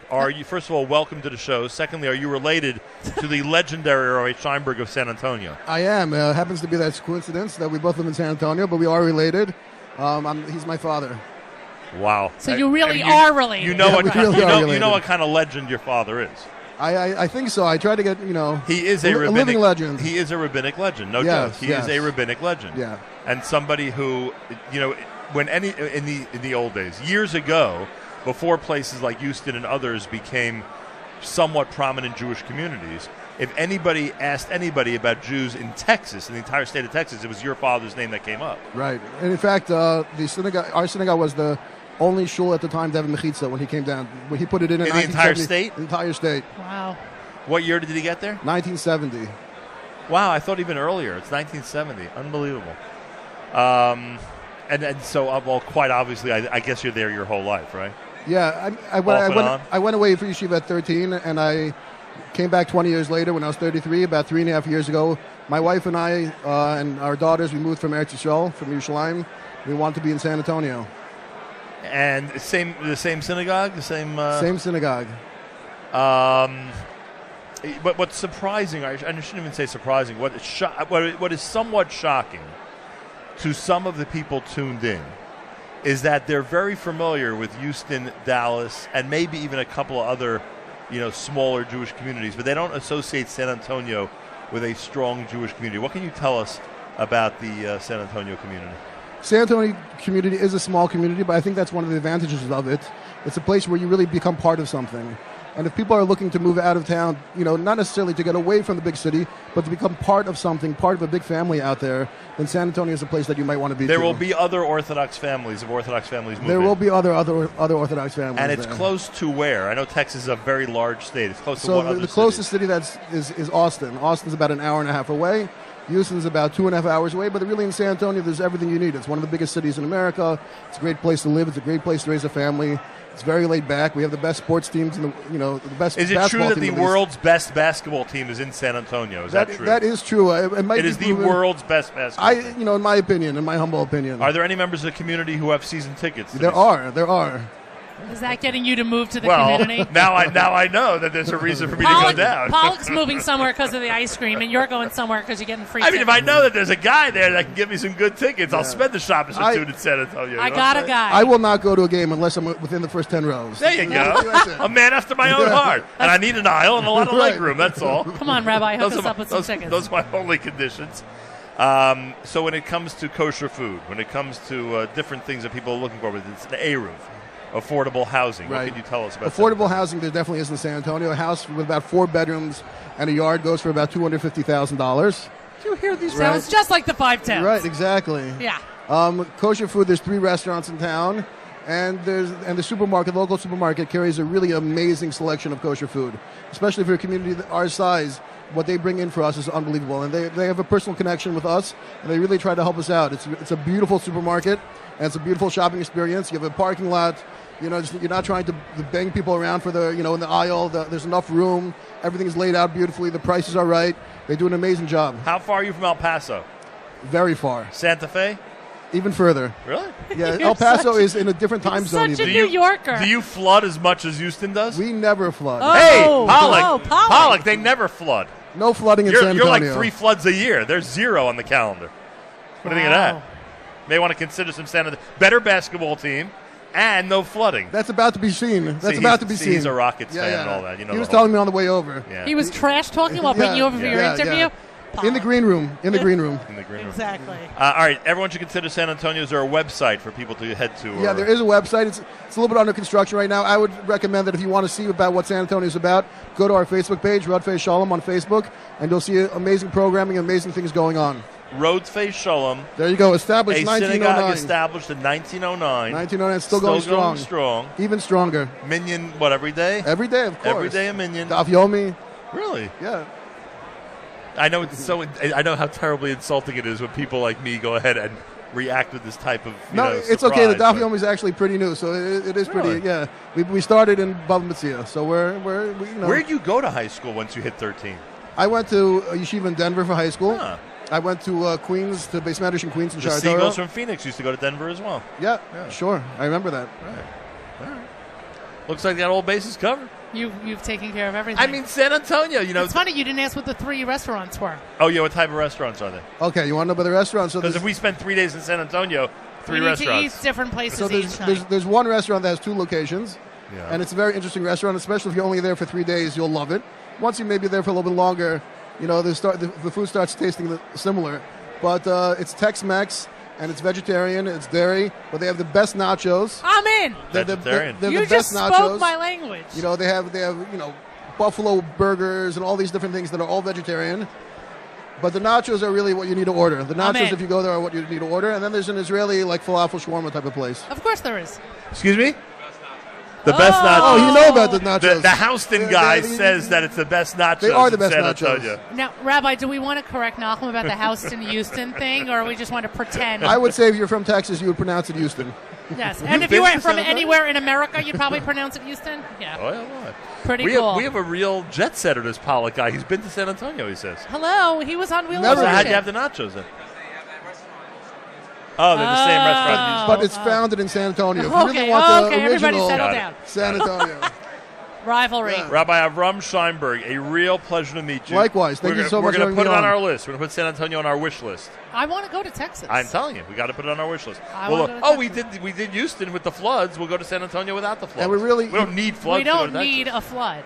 We're not missing anything now. I have the Nachum Siegel app on my phone. That's it. So that's it. What else do you need in That's America? it. Now you can really live What anywhere. else? You can live anywhere. Hey, could you send regards to listener Yitz in San Antonio? Listener Yes, Yitz in San just say Antonio. yes, thank yes, you. Yes, I'll send Right. regards He to that. checks in on the app every day. Yes. Listener Oh yeah, Yitz. I actually know who it is. Yeah, Of he course checks- I you know do. who it is. So please and send I think my regards. wife is listening live also, and she's the reason that I'm here. So just Excellent. want to say hello to her. Let her know you're doing a good job. Thank you. You said you'd be here at the Metropolitan Pavilion, and he you're really is. actually That's here, it. You're yes. really here. And he's not getting any good New York food while he's here. He's not No. at Times Square trying No, to find no. some good meals or anything. That's like later. that. That's later. Excellent. Thank you, Rabbi. All right. Nice Rabbi meeting you. Scheinberg, Bye-bye. you said, wonderful to meet you. I think we're gonna note our friends from Mask for a moment. Ruchama Klapman stopped by. She has a reminder: don't drink and drive. She's right. She is right. You can drink in moderation, and you can drive, but never drink and drive. You can drive in excess. Correct. Right. Never drink and oh, this is a good. What do you call it? This is a good pouch for Israeli shekels. Okay. I like that. Right.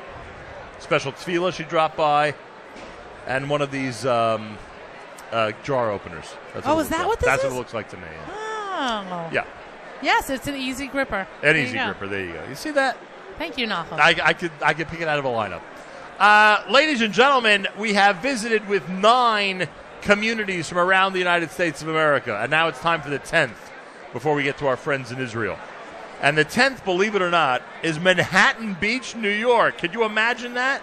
Manhattan Beach, New York is on the list of communities that is looking for you to come and move to their area. Milton Zegerman of Manhattan Beach is here. Welcome to the Nachum Siegel Network. Thank you very much. I'm the president of Manhattan Beach Jewish Center. I have been to Manhattan Beach Jewish Center many times. Probably for weddings and simchas. I was at the Ambrose wedding most recently. Okay. On a Sunday night in January. Yes, we have a new caterer. The Yeah, very catering hall good. got rebuilt. Yes. It's very beautiful. So we have a lot of simchas For now those there. who thought that nobody recovered nicely from Superstorm Sandy, your catering facility really Yes, recovered very but nicely. for a few years it was a little difficult, Correct. as the other families and houses of Manhattan Beach. But thank God now things are quiet. I was involved in a historic event in your synagogue. Okay. I was the moderator at the Democratic debate for mayor.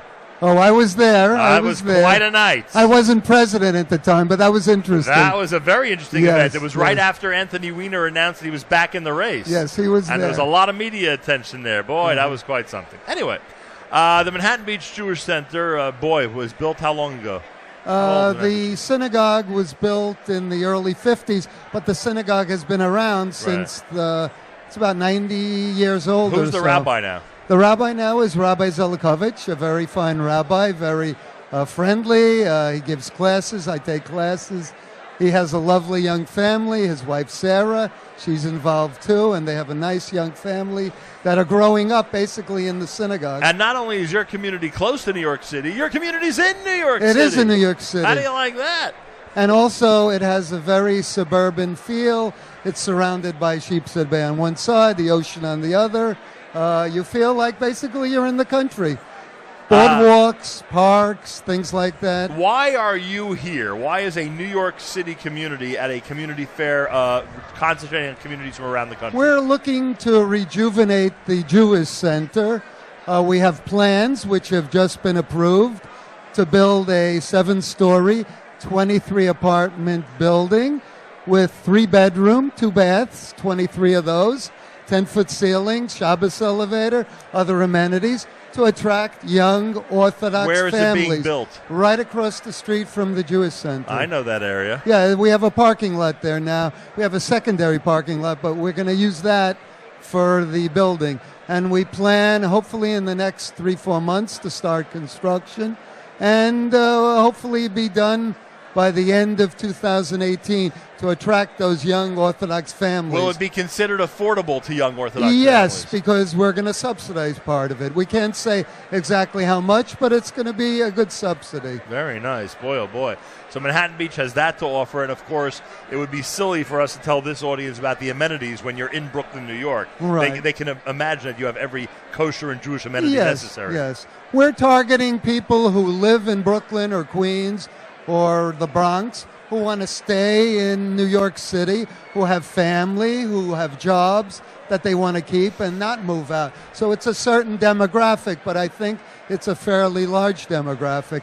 And we're trying to cater to that to help subsidize those families. How do people get information about Manhattan Beach? We're scanning all those people that have come here now. They can contact me. My email address, which is on the flyer, but ZegermanM@gmail.com. that's it, or call me, and we'll be more than happy to talk. We'll send out information all along to see how our progress is going with our building, and hopefully you'll be one of the 23 families when the time comes. And by the way, and I know obviously you're with the Manhattan Beach Jewish Center, but there are other synagogues as well. There are right? other synagogues, but of It's a course, nice community. Yes, but we're the ones who are Right. doing the building, so we expect people, of course, to daven and be with us. Understood. And why wouldn't they? It's right across the street. That's right. My gosh. Can't do much better than That's that. right. That's right. Well, there you have it. Thank you very much, Milton Zegerman. Thank you. It's a pleasure. Nice meeting you. Pleasure to have you on. Milton Zegerman of the Manhattan Beach Jewish Center, everybody. And yes, it is going to be a very, very interesting development to watch the growth of the Manhattan Beach Jewish Center. Well, we've now explored 10 communities in the United States. We've also had an opportunity to shout out to places like Stamford and others that have been that have been here at the Jewish Communities Fair, and there are 56 different communities that are represented. And I thank all of you who are watching on Facebook Live and everybody who's watching on our website at NachumSegal.com. I want to thank ZK, and I want to thank Jamie, and I want to thank Yoni, and everybody who's had a role, and Miriam L. Wallach, of course, everybody who's had a role in today's show. You cannot possibly talk about Jewish communities without speaking about the land of Israel, the state of Israel, and the opportunities that await you in our beloved Israel. Mark Rosenberg of Nefesh B'Nefesh is here. Welcome, Baruch haba. Welcome to the Nachum Segal Network. Shalom. Good afternoon. Wow. Good afternoon to you. A couple of interesting things, so much different than a couple of different things than usual. First of all, in Israel, as we speak, they're starting Yom HaZikaron. And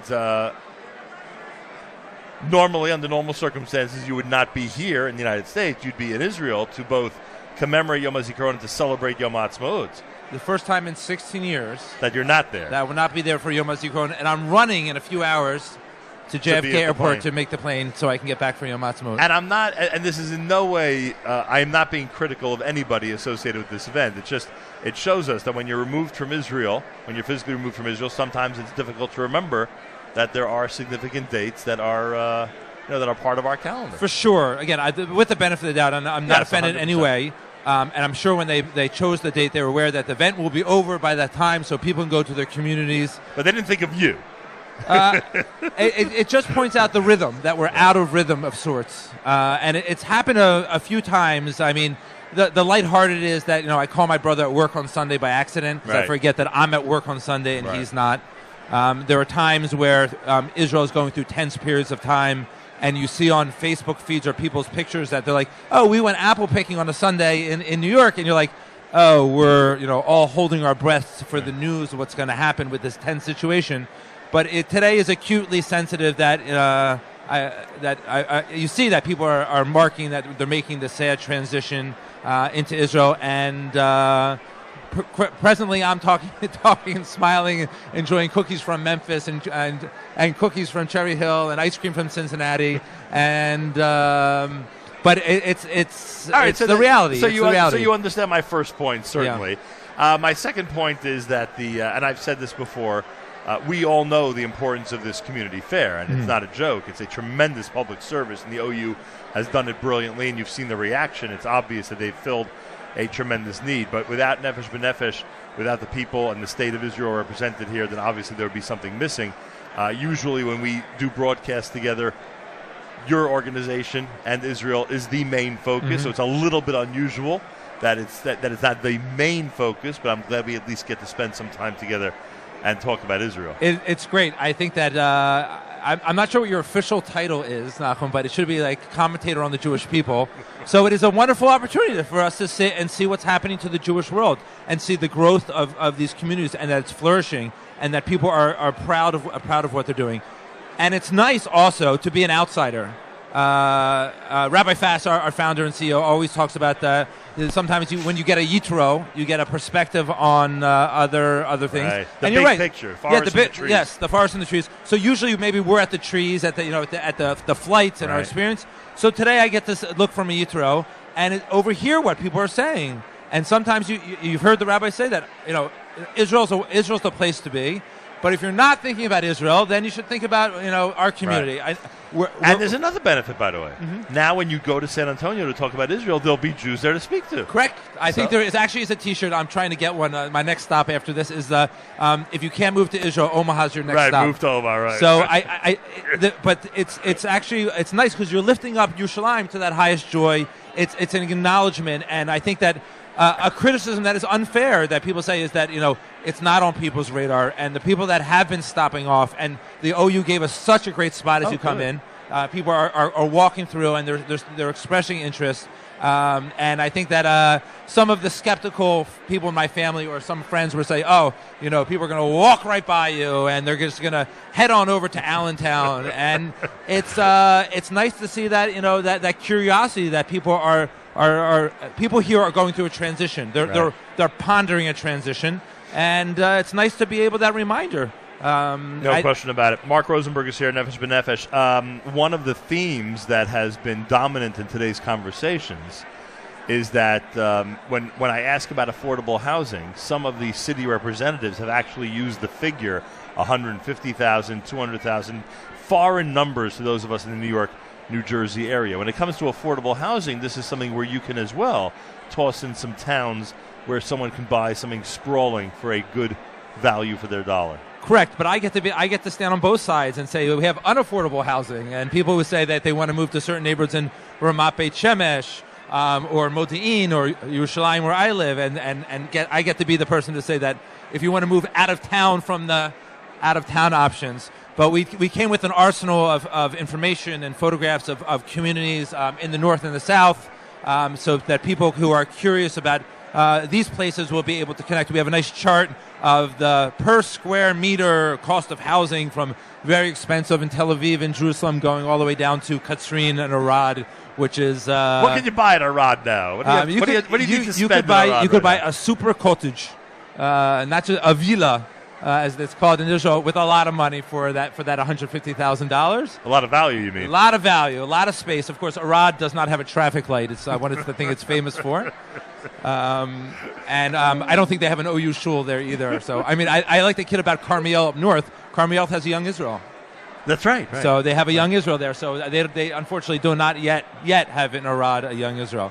So, but if you're ready to daven Nusach Sfard or Edot HaMizrach, you'll have one of the shul. first things you give up when you move to Israel is your Nusach. Right. It is. It took me a lot of time. It took me a good 6-7 years to actually become tolerant of davening in my other Nusach, but it's just becoming more and more prevalent that people are davening each other's shuls. Right. That shul policy is changing, where they'll have a sign behind it that will flip it over Nusach Sfard, Nusach Ashkenaz, which was... When I was in Petach Tikva for Shabbos Chol HaMoed, the synagogue I'm in has a sign up front, just so people understand what you're saying.